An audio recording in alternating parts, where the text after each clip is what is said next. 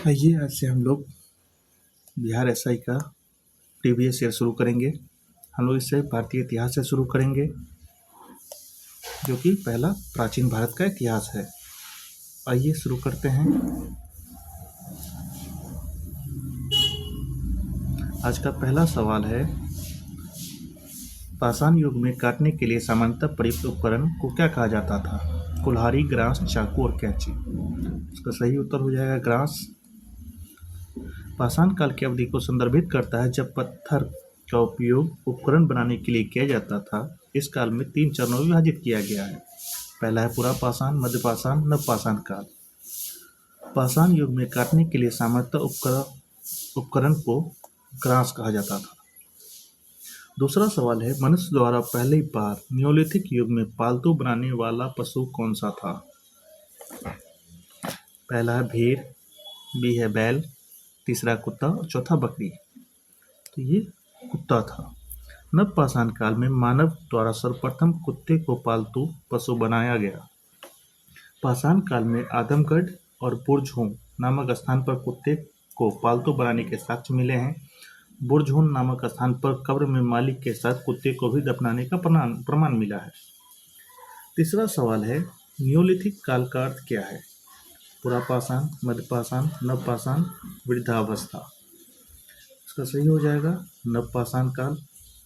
पाषाण काल उस अवधि को संदर्भित करता है जब पत्थर के उपयोग उपकरण बनाने के लिए किया जाता था। पाषाण काल को 30 चरणों में विभाजित किया गया है: पुरा पाषाण, मध्य पाषाण और नव पाषाण। नव पाषाण काल का सबसे विकसित काल है। इसका समय 7000 वर्ष पूर्व माना जाता है। अगला सवाल पे चलते हैं।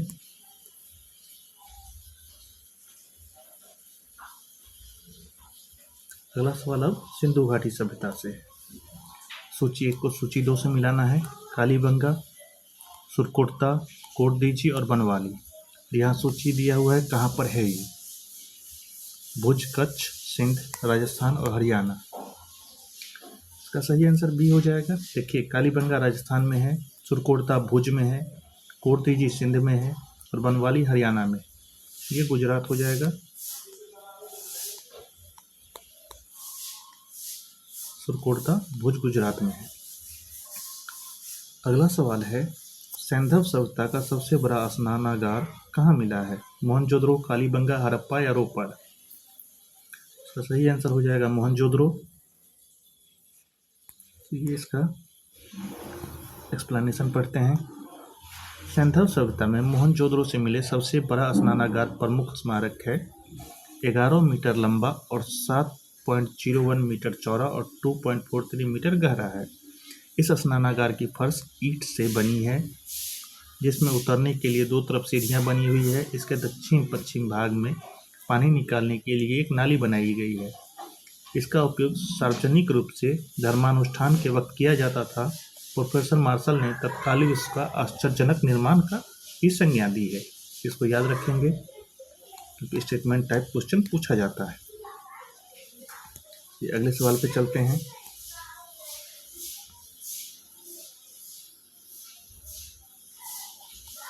अगला सवाल है, पीलीबंगा पुरातत्व स्थल किस भारतीय राज्य में स्थित है? दिल्ली, बिहार, गुजरात, राजस्थान। तो ये राजस्थान में है। पीलीबंगा भारत के राजस्थान राज्य में हनुमानगढ़ जिले में स्थित एक नगर है। इस शहर में 5 किलोमीटर दूर स्थित है। पीलीबंगा पंजाबी भाषा का शब्द है जो पीला और बंगा पीली रंग की चूड़ियाँ से बनती है। अगला सवाल है, हड़प्पा के किस स्थान से जलाशय के प्रमाण मिले? याद रखेंगे जलाशय: हड़प्पा, धौलावीरा, लोथल, मोहनजोदड़ो। इसका सही आंसर हो जाएगा धौलावीरा।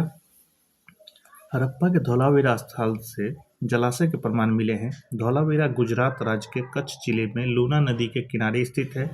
इसका उत्खनन कार्य जेपी जोशी द्वारा तथा रविंद्र कुमार बिष्ट के द्वारा किया गया था। अगला है, निम्न में से कौन सा वस्तु हड़प्पा स्थल से प्राप्त नहीं हुआ है? पोटरी मतलब बर्तन, गहने, सूती वस्त्र, ताम्र या शीशा। तो ये सूती वस्त्र नहीं मिला है। हड़प्पा स्थल भौतिक जीवन में काम आने वाले अनेक वस्तु, बर्तन, आभूषण आदि प्राप्त हुए हैं, परंतु सूती वस्त्र का कोई साक्ष्य मोहनजोदड़ो से नहीं मिला है, ना ही हड़प्पा से। अगला सवाल देखते हैं। अगला सवाल है, निम्नलिखित में से कौन सा पुरातात्विक स्थल सिंधु घाटी सभ्यता से संबंधित नहीं है? आहर, राखीगढ़ी, कालीबंगा, सुरकोटदा। तो ये आहर नहीं है। आहर खुद ही एक सभ्यता थी। आहर पुरातात्विक स्थल ताम्रपाषाण पुरातात्विक स्थल है जो पूर्वी राजस्थान में आहर नदी के बाएं तट पर प्राप्त हुआ था। राखीगढ़ी हड़प्पा सभ्यता के संबंधित स्थल है जो गुजरात के कच्छ जिले से स्थित है। कालीबंगा सिंधु घाटी सभ्यता के स्थल है जो राजस्थान के हनुमानगढ़ जिले से मिला है।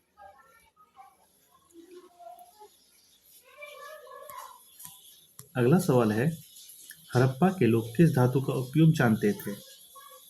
तांबा, कांसा, सोना, लोहा। तो ये लोहे को जानते थे। हड़प्पा पूर्वोत्तर पाकिस्तान के सिंध प्रांत में एक पुरातात्विक स्थल है। यह साहिवाल शहर से 20 किलोमीटर पश्चिम में रावी नदी के किनारे स्थित है। इसकी खोज 1921 में दयाराम साहनी के द्वारा किया गया था। यहाँ के लोग तांबा, कांसा, सोना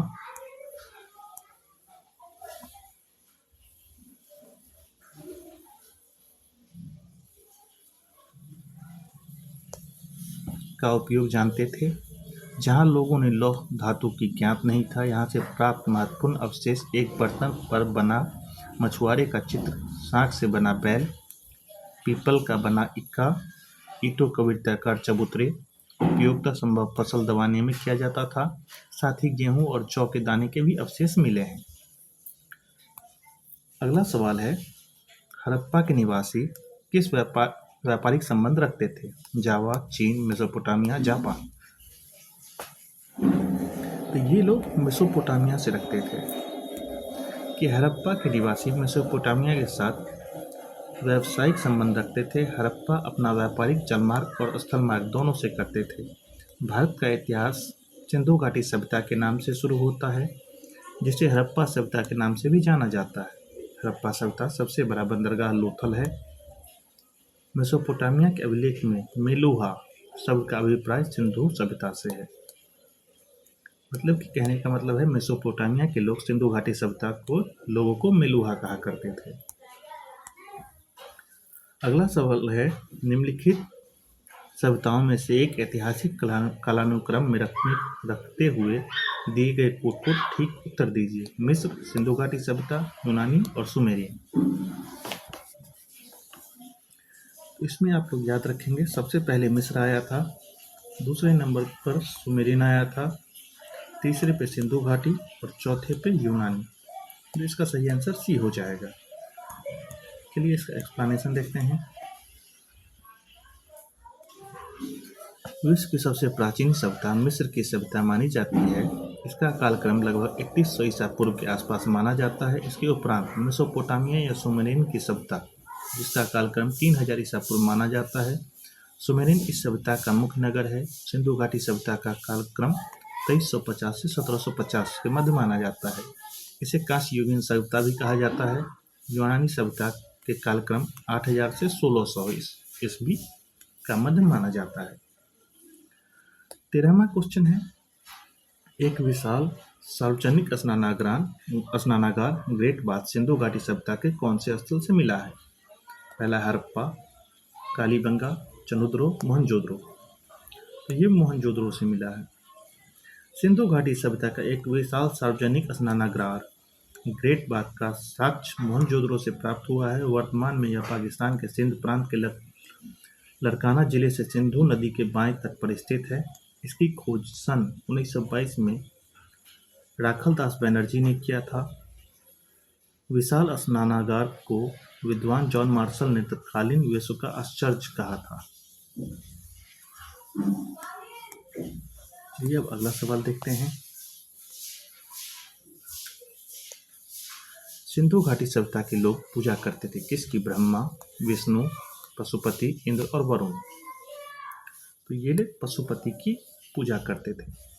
सिंधु नदी के किनारे बसी भारत की प्राचीनतम नगरीय सभ्यता सिंधु घाटी सभ्यता सैंधव सभ्यता कहकर पुकारी जाती है। हड़प्पा सभ्यता के धार्मिक जीवन के बारे में अधिकांश जानकारी पुरातात्विक स्रोत से प्राप्त होता है। सिंधु घाटी सभ्यता के लोग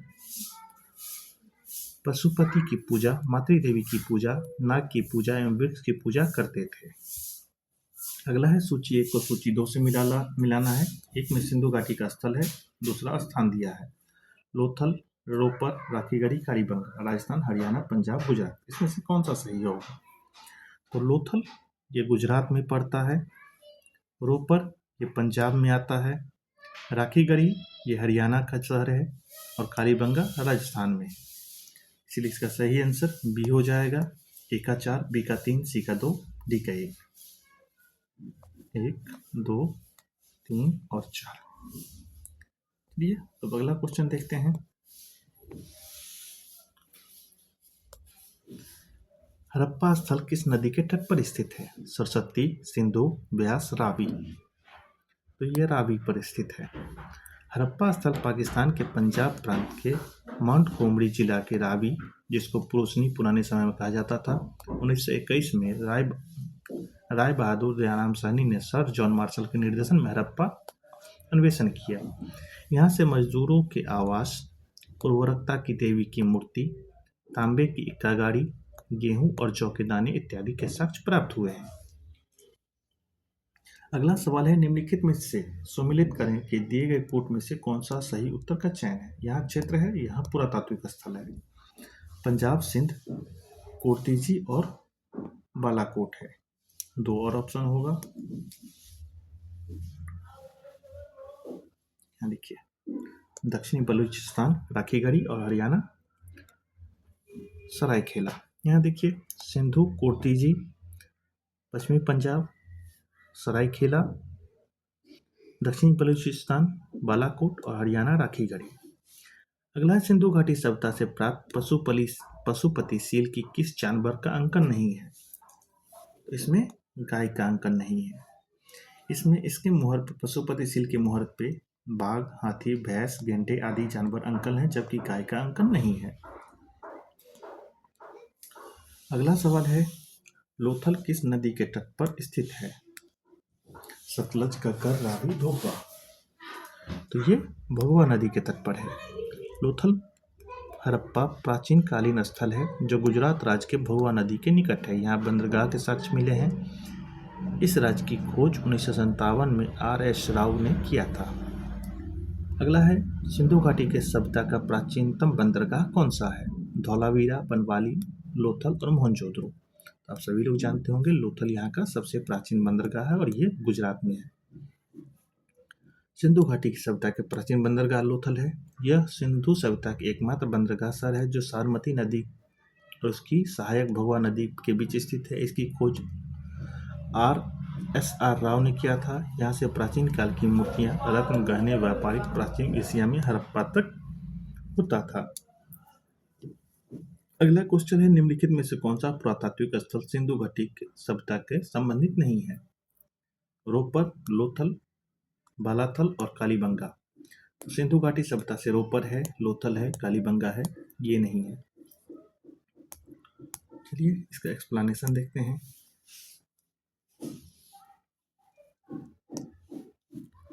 बालाथल सिंधु घाटी सभ्यता के स्थल नहीं है। यह राजस्थान के उदयपुर जिले में बालाथल गांव के पास बरेच नदी के पास एक टीले पर स्थित ताम्र पाषाणिक स्थल है। इस सभ्यता की खोज 1962 में B.N. मित्र द्वारा किया गया था, जबकि लोथल गुजरात में, कालीबंगा राजस्थान में और रोपर पंजाब में पड़ता है। अगला हुआ, जुते हुए खेत का प्रमाण सिंधु घाटी सभ्यता के किस स्थल से मिलता है? तो ये कालीबंगा से मिलता है। जुते हुए खेत सिंधु घाटी सभ्यता के कालीबंगा स्थल से प्राप्त हुए हैं। कालीबंगा का अर्थ होता है काले रंग की चूड़ियाँ। राजस्थान के गंगानगर जिले में स्थित इस नगर की खोज 1952 में अमलानंद घोष ने किया था। यह प्राचीन नगर सरस्वती और दुष्वती नदी के बीच स्थित है। कालीबंगा के प्राचीनतम टीले सैंधव सभ्यता के नीचे प्राक सैंधव सभ्यता के प्रमाण प्राप्त हुए हैं। इसमें हल से जुते हुए खेत के साक्ष्य महत्वपूर्ण हैं। इसकी जुताई के लिए आड़ी तिरछी की गई थी, जो 2 फसलों को एक साथ बोए जाने का अनुमान लगाया जाता है। यहाँ से एक युग्म समाधान भी प्राप्त हुआ है। अगला सवाल देखते हैं। अगला सवाल है, सभ्यता सिंधु घाटी सभ्यता की अधिकतम मूर्धन किस चीज से निर्मित है? तो ये सेल खरी से। सिंधु घाटी सभ्यता की अधिकतम मूर्धन सेल खरी से निर्मित है। कचारी मिट्टी, कोमट, चाट और मिट्टी से बनी हुई मोहरें भी मिली हैं। यहाँ से प्राप्त एक सिंकली पशु, कुबर वाला बैल, हाथी, भैंस आदि अंकन होता था उस पे। अगला है, मेसोपोटामिया का अभिप्राय क्या है? तो ये दजला फरात नदी के बीच उपजाऊ धरती है। मेसोपोटामिया का अभिप्राय दजला फरात नदी के बीच उपजाऊ धरती है, जो कांस्ययुगीन सभ्यता के उद्गम के स्थान माना जाता है। अगला है, सूती वस्त्र के साक्ष्य कहाँ से प्राप्त हुए हैं? तो ये है मोहनजोदड़ो से। सिंधु घाटी की सभ्यता के स्थल मोहनजोदड़ो से सूती वस्त्र के साक्ष्य प्राप्त हुए हैं। ध्यानतब है कि इसकी खोज राखल दास बनर्जी ने 1922 में की थी, जो सिंधु नदी के किनारे स्थित है। चलिए अगले सवाल पे चलते हैं। अगला सवाल है, सिंधव सभ्यता के निवासियों के द्वारा किस धातु का प्रयोग सर्वाधिक किया गया था? कांस्य, ताम्र, लोहा, टीन। तो कांस्य युगीन सभ्यता ही यह थी, तो ये कांस्य का हुआ था। सिंधव सभ्यता से हड़प्पा सभ्यता के निवासियों के द्वारा कांस्य धातु का सर्वाधिक प्रयोग किया गया था, जो तांबे के रंगे टीन मिश्रण था। इस सभ्यता का विकास सिंधु और घग्गर के प्राचीन सरस्वती के किनारे पर हुआ था। हड़प्पा मोहनजोदड़ो, कालीबंगा, लोथल और राखीगढ़ी के प्रमुख केंद्र था। अगला है, सिंधव निवासियों को धार्मिक जीवन निम्न में से कौन सा तत्व विद्यमान नहीं है? मातृदेवी की उपासना, लिंग योनि की पूजा, पशु पक्षी वृक्ष व नाग की पूजा, विशिष्ट मूर्ति की पूजा। तो सिंधव सभ्यता में मूर्ति पूजा नहीं होता था। ये आप लोग पढ़ लेंगे, ये तो वीडियो बहुत लंबा हो जाएगा। आगे देखते हैं। निम्न में से कौन सा सिंधव स्थल पंजाब में है? तो यह है हड़प्पा, रामांडेरी, रायसराय खोला और जलीलपुर। सिंधव सभ्यता हड़प्पा, रामांडेरी, सरायखेला और जलीलपुर आदि पाकिस्तान के पंजाब में स्थित है। सिंधव सभ्यता नगर की खोज खुदाई में हुई थी। इस हड़प्पा में सिंधु घाटी सभ्यता कहते हैं। 3500 ईसा पूर्व से 1300 ईसा पूर्व तक माना जाता है। इसका 1750 से महत्वपूर्ण फेज माना जाता है, 2250 से लेकर के 1750 तक। ये इसका पूर्ण विकसित रूप माना जाता है। उससे पहले पूर्व हड़प्पा कहते हैं और उसके बाद पाश्च हड़प्पा कहते हैं। मोहनजोदड़ो का शाब्दिक अर्थ क्या है? हड़प्पा, मेसोपोटामिया, मृतकों का टीला या मिस्र। तो ये मृतकों का टीला है। इसका उत्खनन 1922 में किया गया था राखल दास बनर्जी के द्वारा। यह पाकिस्तान में है, सिंध प्रांत में। इसमें पिंगट महोदय ने हड़प्पा और मोहनजोदड़ो को सिंधु की जुड़वा राजधानी भी बताया था। इसको भी ध्यान रखेंगे।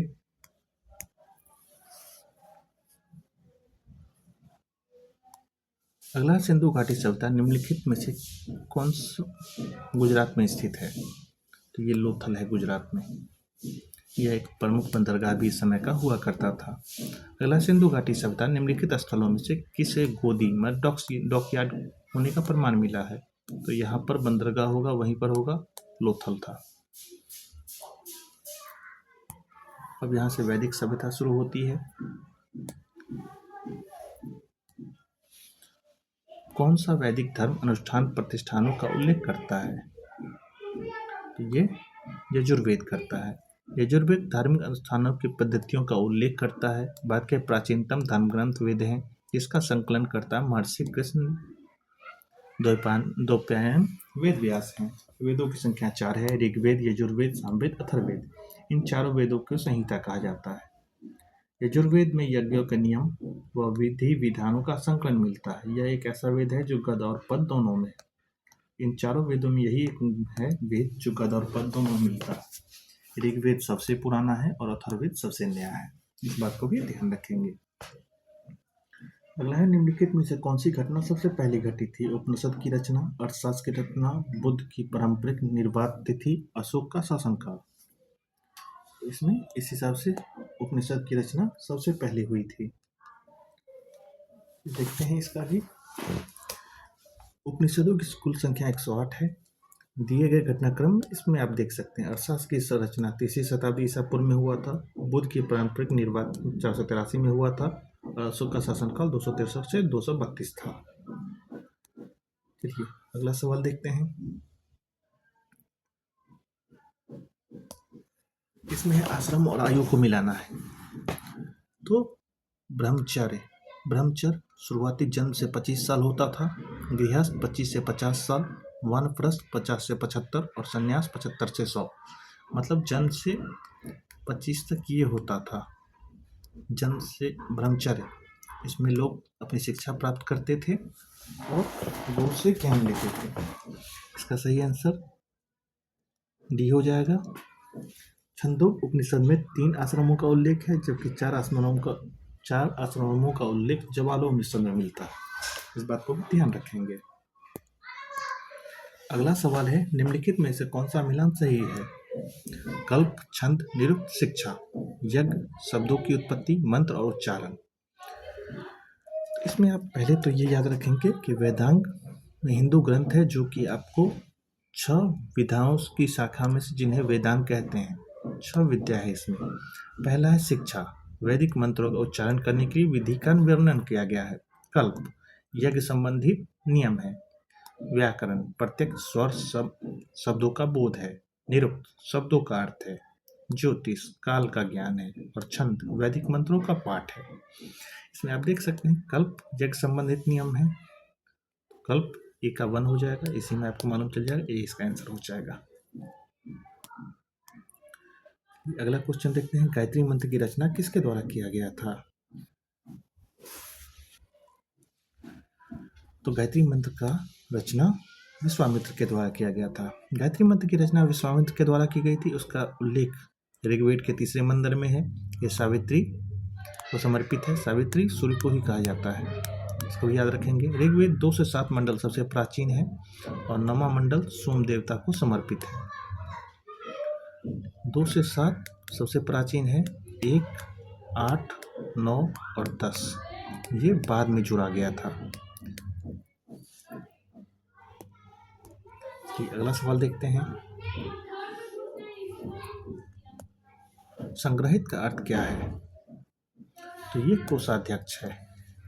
संग्रहित कोषाध्यक्ष होता था।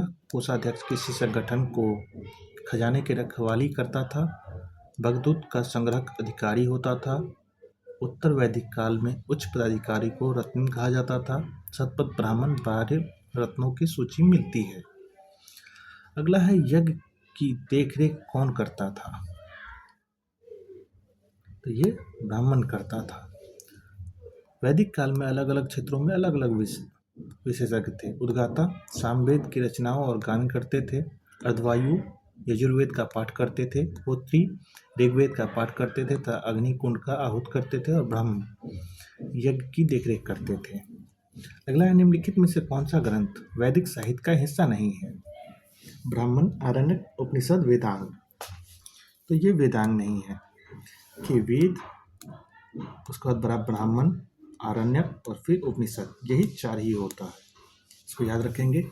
वेदांग ग्रंथ वैदिक संहिता का हिस्सा नहीं है। वैदिक ग्रंथों को सही ढंग से समझने के लिए रचना में कुल 6 है, जिसका नाम शिल्प, कल्प, व्याकरण, निरुक्त, छंद और ज्योतिष है। चलिए अगला क्वेश्चन देखेंगे, निम्नलिखित 4 वेदों में से किस एक में जादुई, माया और वशीकरण का वर्णन किया गया है? तो ये अथर्ववेद है। जादू टोना, तंत्र मंत्र सारे सब कुछ इसी में दिए गए हैं। यहाँ तक कि अथर्ववेद में ही आपको आयुर्वेद का भी ज्ञान दिया गया है। आयुर्वेद जादू टोना संबंधित तंत्र मंत्र, वशीकरण का वर्णन, भूत प्रेत, जादू टोना आदि का वर्णन है। ऋग्वेद में, सामवेद में मंत्र मिलते हैं। अथर्ववेद का भाषा और रूप के आधार पर ऐसा माना जाता है कि इस वेद की रचना सबसे बाद में हुई है। अथर्ववेद की रचना अर्धवायु तथा अंगिरा ऋषि द्वारा किया गया था। इसे अथर्वागिरा वेद भी कहा जाता है। अथर्वागिरस वेद भी कहते हैं। वैदिक काल में वर्ण व्यवस्था किसने प्रतिपादित किया था? तो ये मनु किए थे। वैदिक काल में वर्ण व्यवस्था का प्रतिपादन मनु ने किया था। मनु द्वारा रचित मनुस्मृति समाज के 4 वर्णों में विभाजित किया गया है, ब्राह्मण, क्षत्रिय, वैश्य और शूद्र। वैदिक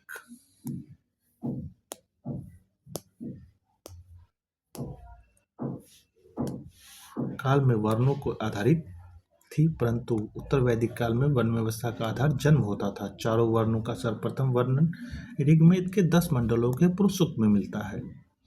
अगला है, मान्यताओं अनुसार महाभारत की लड़ाई कुरुक्षेत्र कितने दिन तक लड़ी गई थी?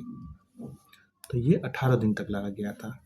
कुरुक्षेत्र में कौरव और पांडव दो लड़े थे। हस्तिनापुर साम्राज्य का सिंहासन प्राप्त करने के लिए 18 दिन तक चला था। कुरुक्षेत्र हरियाणा में है। प्राचीन भारत का पालागल क्या है? तो ये संदेश वाहक होता था। प्राचीन भारत का पालागल संदेश वाहक को कहते थे। पालागल का उल्लेख शतपथ ब्राह्मण में मिलता है। यहाँ आपका वैदिक खत्म हो गया। अब आगे महाजनपद है। कौशाम्बी किस महाजनपद की राजधानी है? तो कौशाम्बी आपको वत्स की राजधानी है। वत्स की राजधानी कौशाम्बी, काशी की वाराणसी, कौशल की श्रावस्ती, कुरु की इंद्रप्रस्थ, चेदी की शक्तिमती, मगध की राजगिरी, मल की कुशीनगर, सुरसेन का मथुरा और अंक का चंपा। पाटलिपुत्र नगर की स्थापना किसके द्वारा की गई थी? तो ये उदयन के द्वारा किया गया था। पाटलिपुत्र की स्थापना 5वीं शताब्दी में उदयन ने की थी। इसका सबसे पहले मगध की राजधानी के रूप में पाटलिपुत्र की स्थापना की थी। पाटलिपुत्र अब पटना के नाम से जाना जाता है, जो बिहार की राजधानी है।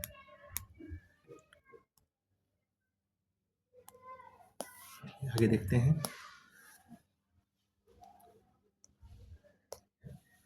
बिहार का प्रसिद्ध राजवैद्य जीवक कहाँ का निवासी था?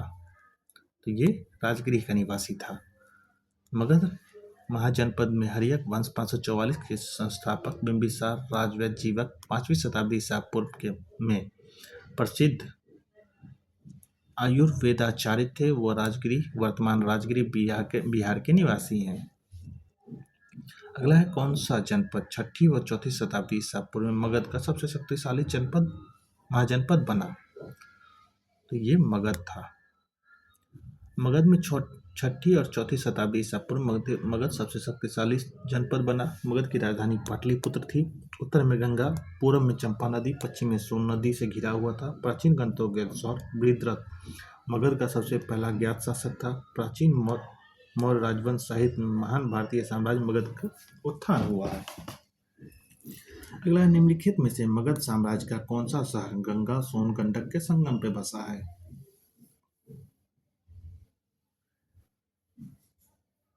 तो ये पाटलिपुत्र है।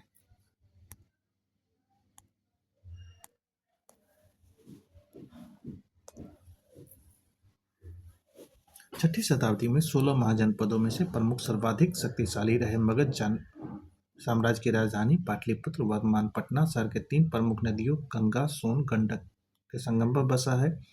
हर्यक वंश के शासक उदयन ने मगध की राजधानी राजगीर को स्थानांतरित कर पाटलिपुत्र बनाया। 250 ईसा पूर्व तृतीय बौद्ध संगति के आयोजन में अशोक के कार्यकाल में मोगलीपुत्र तीस की अध्यक्षता में यह आयोजन किया गया था। निम्नलिखित में से कौन सा विलान सही है? इसमें आपको राज्य और राजधानी मिलाना है। अंग, काशी, कौशल और वत्स।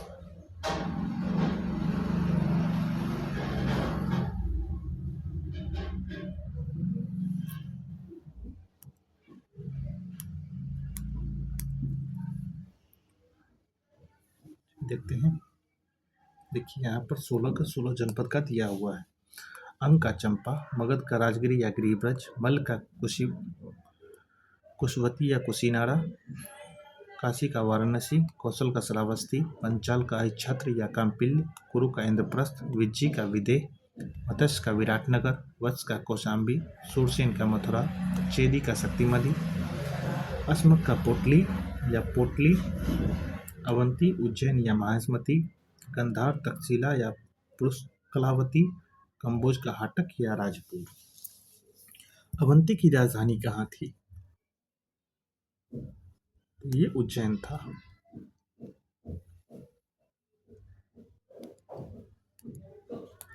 अभी आप ऊपर देख चुके हैं। यहाँ का प्रमुख शासक राजा प्रगोत राजा था।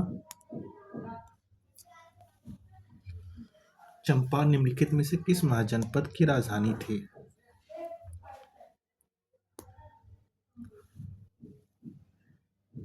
तो ये अंग की राजधानी थी। चंपा अंग की राजधानी थी। अंग महाजनपद उत्तरी बिहार के वर्तमान भागलपुर और मुंगेर जिले के अंतर्गत आता था। दृढ़ निकाय के अनुसार इस नगर का निर्माण योजना वास्तुकार महागोविंद ने प्रस्तुत किया था। महाभारत पुराणों में चंपा प्राचीन नगर मालिनी के से प्राप्त हुआ है। अगला है मगध का आरंभिक राजधानी कौन सी थी? पाटलिपुत्र, वैशाली, गिरिब्रज या चंपा? तो ये गिरिब्रज था।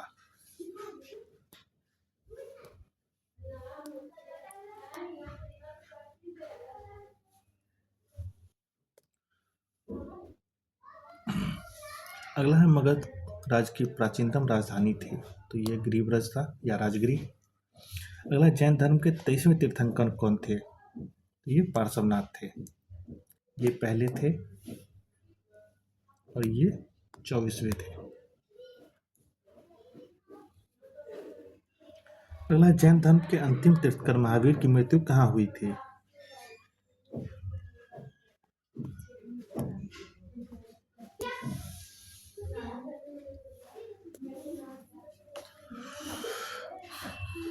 तो इनका मृत्यु पावापुरी में हुआ था। 72 वर्ष की आयु में इनको 468 में इनकी मृत्यु हुई थी। लेकिन अभी का आप देखेंगे तो 599 एनसीईआरटी दिया है, इसमें से 72 को माइनस कर दीजिए, 527 इनका मृत्यु दिया है। अब दोनों याद रखेंगे, इसको भी और नया वाले एनसीईआरटी को भी, जो रहेगा उसको मार लीजिएगा। अगला निम्नलिखित में से कौन 23वें तीर्थंकर थे? तो ये पार्श्वनाथ थे। पहले ऋषभदेव, 23वें पार्श्वनाथ और 24वें महावीर स्वामी थे। वर्तमान महावीर का जन्म कब हुआ था? तो ये 540 में हुआ था।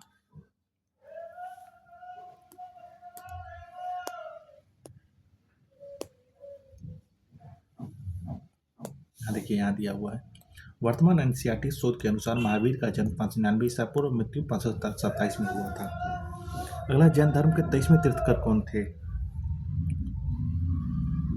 तो ये पार्श्वनाथ थे। यहाँ पर इनका देख लीजिए, ऋषभनाथ का सार था प्रतीक चिन्ह, अजितनाथ का हाथी, पार्श्वनाथ का सर्प और पवन, महावीर का शेर। अगला निम्नलिखित में से कौन तीसरे तीर्थंकर थे? तो ये संभवनाथ थे। तीसरे तीर्थंकर संभवनाथ थे। संभवनाथ तीसरे तीर्थंकर थे। इसका प्राचीन चिन्ह घोड़ा था।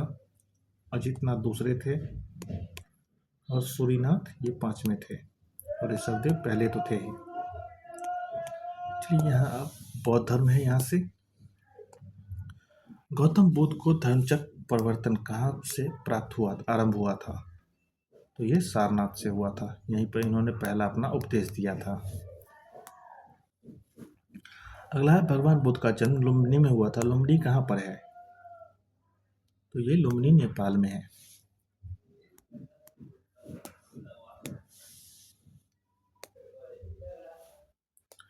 देखिए 563 ईस्वी में कपिलवास्तु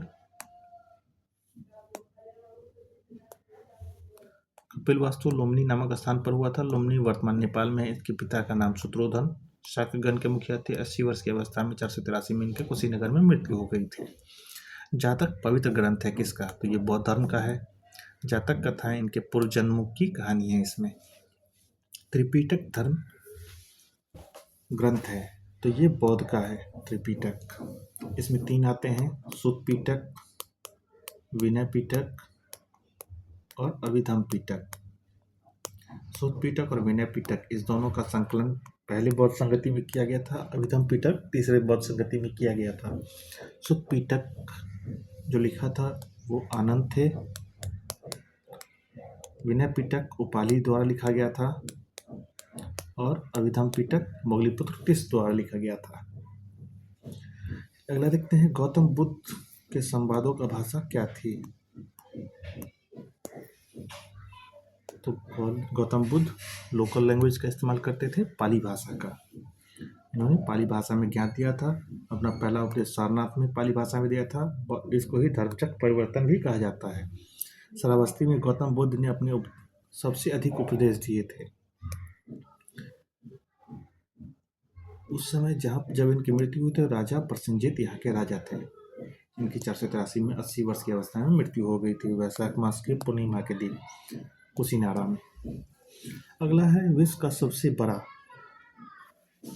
बौद्ध मंदिर कहाँ पर है? तो ये इंडोनेशिया में है। ये सबसे बड़ा बौद्ध मंदिर इंडोनेशिया में है। ये जावा प्रांत में पड़ता है। ये 5 वृत्ताकार चबूतरों पर बना है, जिसमें से 3 का ऊपरी भाग वृत्ताकार है, जिसका निर्माण 9वीं शती में सत्येंद्र राजवंश के कार्यकाल में हुआ था। 1991 ईस्वी में इस मंदिर को यूनेस्को के विश्व विरासत सूची में शामिल किया गया था। चलिए अगला सवाल देखते हैं।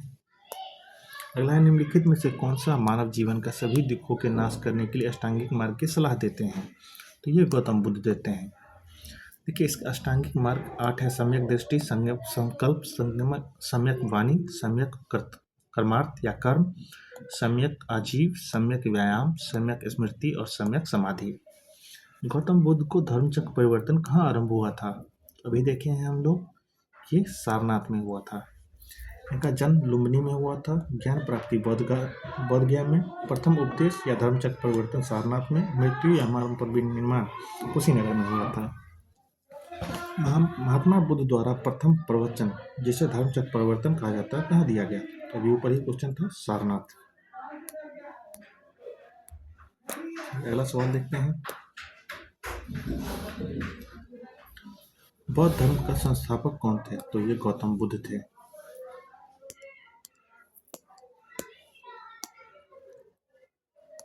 अगला निम्नलिखित में से बौद्ध धर्म किसकी हिमायत करता था? भूखा रहना, दुख भोगना, मध्यम मार्ग, सही मार्ग। ये मध्यम मार्ग की करते थे।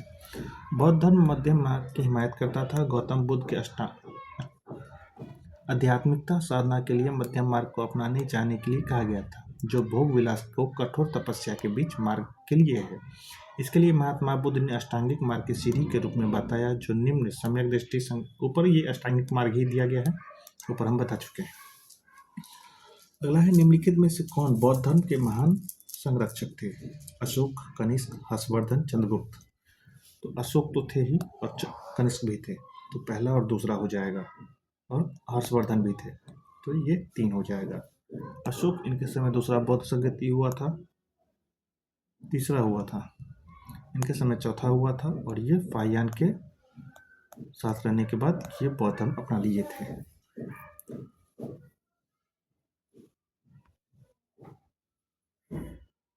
फाहियान हिंसांग के द्वारा हुआ था, फाहियान। अगला सिद्धार्थ ने किस धर्म की स्थापना की? तो ये बौद्ध धर्म किए थे।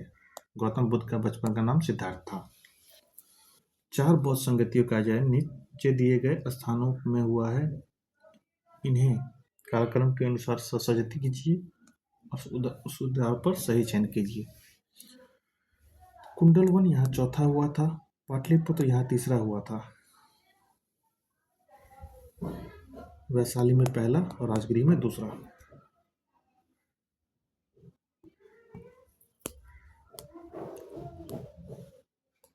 देखिए पहला बौद्ध संगति 483 ईसा पूर्व में राजगिरी अजातशत्रु शासक थे।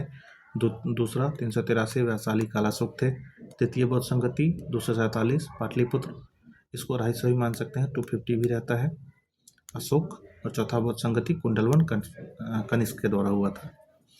वज्रयान संप्रदाय है, तो ये बौद्ध धर्म का है। वज्रयान में ही आपको तंत्र मंत्र भी मिलता है। अगला है द्वितीय बौद्ध परिषद कहाँ हुआ था? तो ये वैशाली में हुआ था। इसके कालाशोक अध्यक्ष थे, मतलब राजा थे, और सावाकामी इसके अध्यक्ष थे। इसका कहाँ संपर्क है? मोगलीपुत्तिस और वसुमित्र। अगला सवाल देखते हैं। पारसी या यहूदी धर्म से तेरा इस धर्म का पवित्र ग्रंथ है, तो ये यहूदी धर्म का है। तोरा यहूदी धर्म की मूल अवधारणाओं की शिक्षा देने के लिए धार्मिक ग्रंथ है, जबकि बाइबल ईसाई धर्म के धार्मिक ग्रंथ है। हिंदू धर्म की पवित्र ग्रंथ गीता है। अगला है हर्यक से सुनाग या नंद मौर्य वंश। अब इन चारों से दिया हुआ है। अगला है किस मौर्य शासक ने यूनानियों द्वारा अमित्रघात कहा जाता था?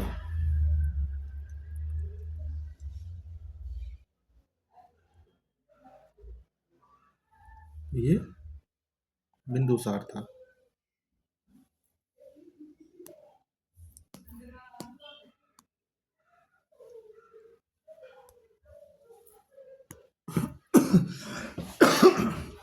अगला है सर्वप्रथम भारत की यात्रा किसने की थी? तो ये मेगास्थनीज किए थे, ये मौर्य काल में आए थे। 302 से 298 तक पाटलिपुत्र में निवास किए थे। इन्हीं के शासनकाल में पुस्तक इंडिका को मौर्ययुगीन समाज के संस्कृति का विषय में लिखा गया है। अगला है कालाशोक किस राजवंश से संबंधित था? तो ये कालाशोक से सुनाग वंश से संबंधित था।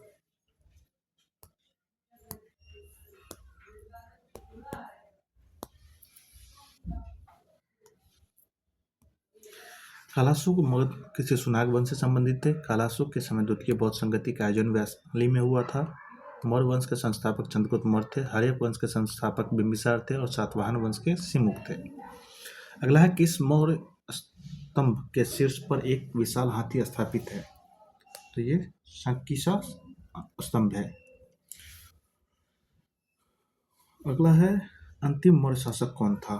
तो ये बृहदत्त था। बृहदत्त अंतिम मौर्यकालीन शासक था।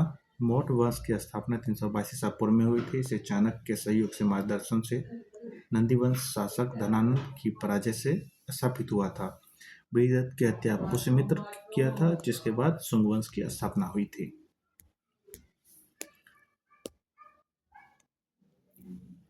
अगला है लौरिया अरेराज क्या है? तो ये स्तंभ लेख है, ये अशोक से है रिलेटेड।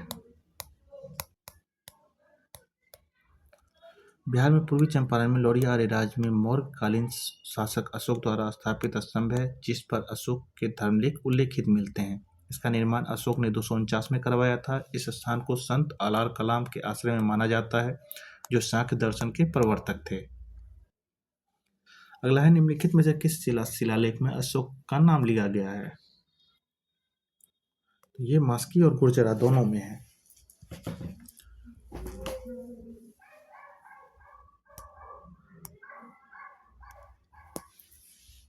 अगला है निम्नलिखित में से किस नदी के तट पर हाइब्रिड स्पिरिट की युद्ध हुआ था? तो ये झेलम नदी पर हुआ था। ये सिकंदर और राजा पोरस के बीच 326 में लड़ा गया था।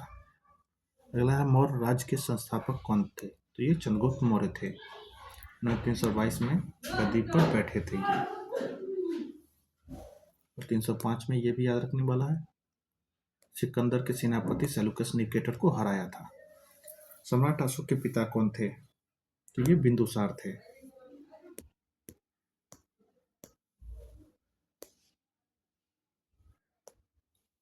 अशोक के पिता के शासनकाल में वह तक्षशिला और उज्जैन के राज्यपाल भी रहे हैं। 9वें वर्ष 261 ईस्वी में कलिंग के विजय प्राप्त किया था। इसी के बाद बौद्ध धर्म ये अपना लिए थे और इनको बौद्ध धर्म का शिक्षा उपगुप्त दिया था। अगला है बिंदुसार के शासन के दौरान अशांति कहाँ थी? तो ये तक्षशिला में थी। अगला है चंद्रगुप्त मौर्य के साम्राज्य की राजधानी कहाँ थी? तो ये पाटलिपुत्र था।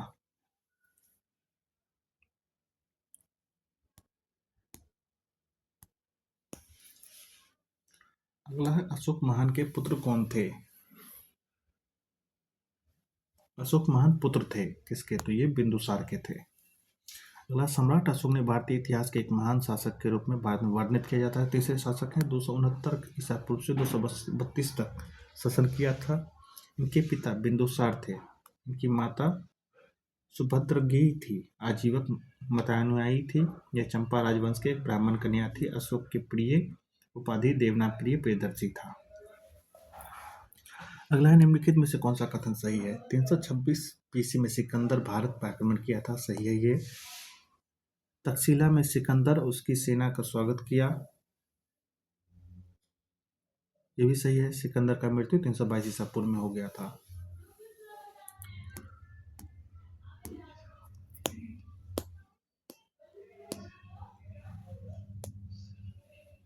देखिए, सिकंदर का जन्म 356 में मैसेडोनिया में हुआ था। धनानंद के काल में 326 में सिकंदर भारत पर आक्रमण किया था। सिकंदर थलमार्ग तक्षशिला आया था। उस समय तक्षशिला का शासक अंभी था। अंभी ने सिकंदर का स्वागत किया और सहयोग देने का वचन दिया। अंभी को भारत का पहला देशद्रोही राजा कहा जाता है। 323 में इराक की राजधानी बगदाद के बेबीलोन में सिकंदर की मृत्यु हो गई थी, जिनको अलेक्जेंड्रिया में दफनाया गया था। चाणक्य को किस नाम से जाना जाता है? तो ये विष्णुगुप्त के नाम से जानते हैं इनको। इनको कौटिल्य और विष्णुगुप्त दोनों के नाम से जानते हैं। अर्थशास्त्र की रचना चाणक्य द्वारा की गई थी। अगला, निम्नलिखित में से किस राज्य में स्थित स्तूप अवशेषों से अशोक की प्रस्तर प्रतिमा प्राप्त हुए हैं जिस पर उसका नाम अंकिर्ण है?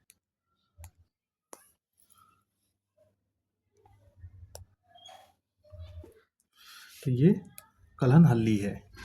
कलहनहल्ली से प्राप्त स्तूप अशोक के अद्भुत प्रस्तर प्रतिमा का प्राप्त है जिसमें उसका नाम उत्कीर्ण है।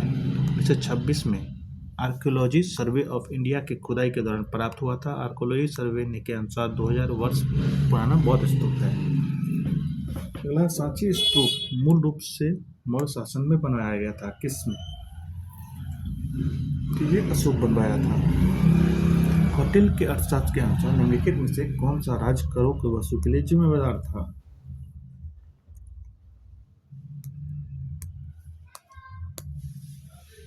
यहाँ देखिए, कौटिल्य के अर्थशास्त्र में पदाधिकारी और उनके कार्य निम्नलिखित में है। समाहर्ता राजस्व विभाग के प्रमुख अधिकारी होता था। सन्निहता राजकोष के प्रमुख अधिकारी। नायक नगर प्रशासन का अध्यक्ष। कर्मांतरिक उद्योग व कारखाने का प्रधान। अशोक के प्रस्तर अभिलेख के प्रतीक हैं क्या? यह प्रशासन के लिए था।